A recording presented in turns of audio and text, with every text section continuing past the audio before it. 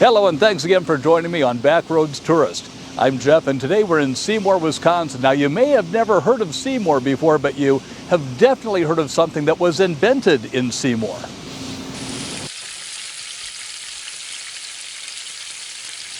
That's right, Seymour is arguably the place where the hamburger was invented. Now, I have to say arguably because a town in Connecticut and a town in Texas also claim to be the birthplace of the hamburger.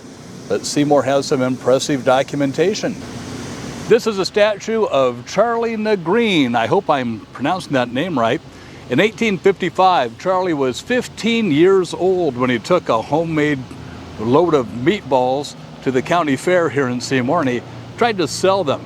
Now, sales were slow at first because people wanted a meal they could carry around and eat while they were visiting the exhibits at the fair. So Charlie took a couple of meatballs, smashed them between two pieces of bread, and voila, the hamburger was born. Now, many of the people in the area were German immigrants, so Charlie called it a hamburger because many of his customers were familiar with the Hamburg steak. And it was a big hit. Charlie kept coming to the county fair every year for the next 65 years to sell his hamburgers.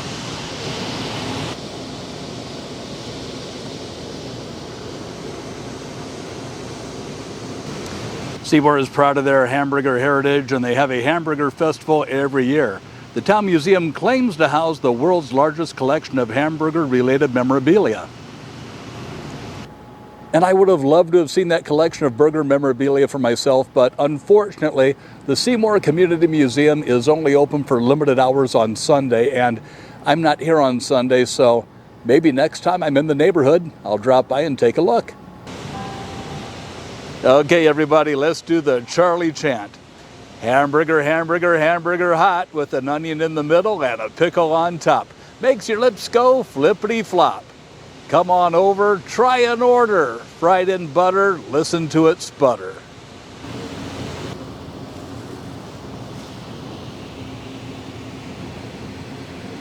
All this talk about hamburgers has made me hungry for a really good burger, and I know a place about an hour north of here. Let's go.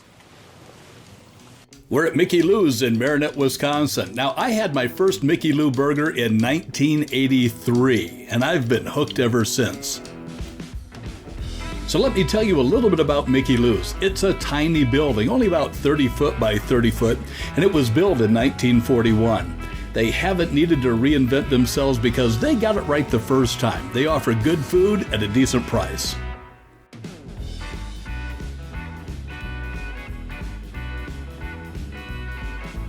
When you walk in, it's like you're walking into a 50s diner, and it's always looked this way. The jukebox even still gives you 3 songs for a quarter.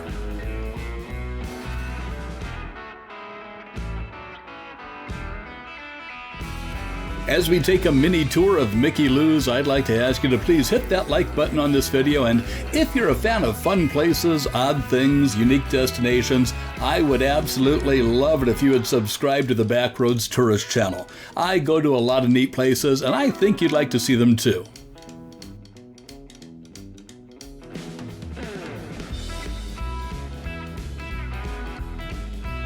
The burgers are cooked over an open flame right alongside the buns. The flames make the buns just a little bit crispy.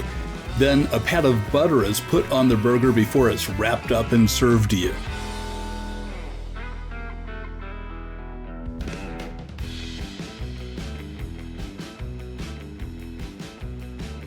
Micky-Lu's does have other items on the menu, but to be honest, I've never ordered anything but a burger. It's absolutely my go-to menu item whenever I visit.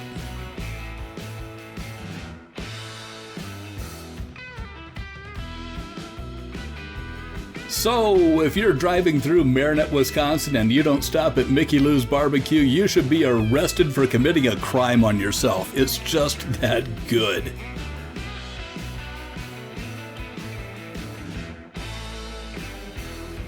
This has been the most delicious episode of Backroads Tourist I've ever done. Thank you so much for joining me. I'm Jeff, and I'll see you on the Backroads.